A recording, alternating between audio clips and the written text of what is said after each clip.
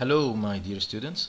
This is Shady Elkassas, physics teacher, Sharjah American International School, and welcome to my second online presentation. I hope you like it. Please, your comments are very valuable to me, and it will help me to develop the quality of this presentation. So please, you can contact me or comment about these videos using the YouTube itself, which is the channel, my channel on the YouTube, which is Shady Elkassas, and you can also comment these videos using the Twitter. This is the Twitter account at Prof Shady, and also you can use our website, which is sites.google.com/site/Prof Shady. You can get this website easily by searching for Prof Shady without spaces on Google engine. Today, inshallah, we are going to have a very fast revision about the different concepts related to electric forces and fields.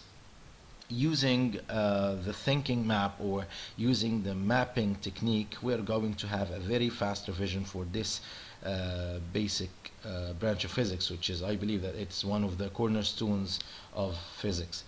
So let's get started. Basically, our main objectives is to calculate many values such as the electric forces, electric field strength, the electric potential energy, potential difference, and finally to calculate the capacitance. Looking at this map, you'll find out that these are the basic concepts and the basic physical quantities that you need to calculate in the electricity. Electric forces, basically it's a force, and you know that the forces are pushing or pulling, so you need to know the amount of forces that are affecting the different charges. So the electric forces basically between two charges are calculated by using this rule, which is F electric, or the electric force, is equal to Kc Q1 Q2 divided by R squared. Basically, Kc is the Coulomb constant, and Q1 and Q2 are the charges. R square is the square distance between the charges. I need to remind you that the Q's should be in column, so if you found any micros or milli or any of these prefixes, you need to convert them into micros. Also into column, which is the basic unit. Also, we need to remind you that the R's should be in meters. So if you found any millimeters or centimeters, you need to convert them into meters. So the F electric basically is the Kc Q1 Q2 divided by the R square. So if you have two charges, Q1 and Q2, you have two charges, which means that you have an electric forces between them, which is calculated by Kc Q1, which is the amount of charge of Q1, and the amount of charge of Q2, and divided by R, which is R square, which is the square distance between these two charges. The second value, which is very important, is the electric field strength. And the electric field strength at a certain point can be calculated by using this formula, which is E is equal to Kc, which is again the Coulomb constant, divided by times Q, which is the charge itself, divided by R squared. It is very important to know that if you have different charges, this means that you have different E's. You have, suppose for example, you have a Q1 and a Q2, so this means that you have two electric field strengths that will be affecting this point P. It is also important to know the directions, because this is very important. For the negative charge, you know that the direction of the electric field, field is towards the charge itself, which means that if I wanted to draw the electric field strength from this point P that is affected by the Q1, it should be like that. So this is E1.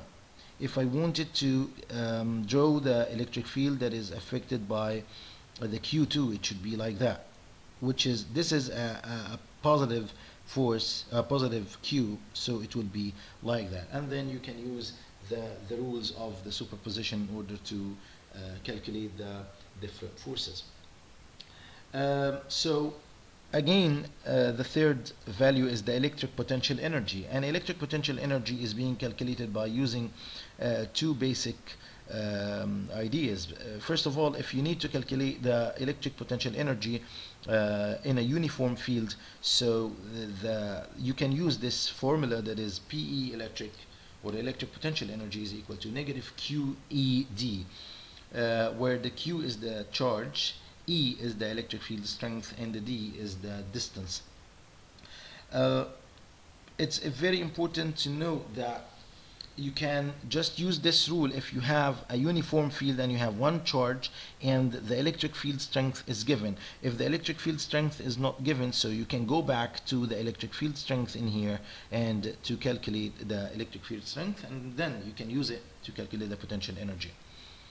Potential electric energy for pair of charges, so you have to use this rule. It's very very near to the electric force, but you have to note that it is divided by R, not R square. So between pair, or for pair of charges, the electric potential energy is Kc Q1 Q2 divided by R. In order to memorize these formulas, you need to compare them to the electric field strength and the electric force. For example, for the electric force, as you can see, it's Kc Q1 Q2 divided by R squared, but here it is Kc Q1 Q2 divided by R. This is very, I don't want you to be confused between the two concepts, because although they have Kc Q1 Q2 as common, they are common in here and there, but here the R squared and the R, this is the basic difference between the two values. Finally, using the electric potential, using the capacitance information, you have two rules to follow. The first one is the half Q delta V, where Q is the amount of charge and the delta V is the potential difference, that we're going to talk about that later. The other formula that you can use is Q squared divided by 2C, where C is the capacitance and it is measured by farad. The potential difference, which is delta V, you can calculate it using two formulas. One of them is delta V equals negative E delta D. Again, E is the electric field strength and D is the distance. The other one, for a point at infinity, you can use Kc Q divided by R, which is also another rule for the potential difference. Finally, you are going to calculate the capacitance, and the capacitance basically can be calculated by two rules. One of them is Q divided by delta V, where delta V again is the potential difference. And for a parallel plate of capacitance, if you have this is a keyword, you can find it in the problems. So C is equal to epsilon node A divided by D, where A is the area of the plate, so you have to take care of the meter square or centimeter square to be converted to meter square. It is very important to figure out these tricks. And the D is the distance between the two plates of the capacitance. I hope that this presentation is helpful for you. Please feed me back by commenting the video, or going through Twitter, or also you can post your comments using our website, which is posted here. Thank you, and I hope that this video will be beneficial for all of you. Thank you and goodbye.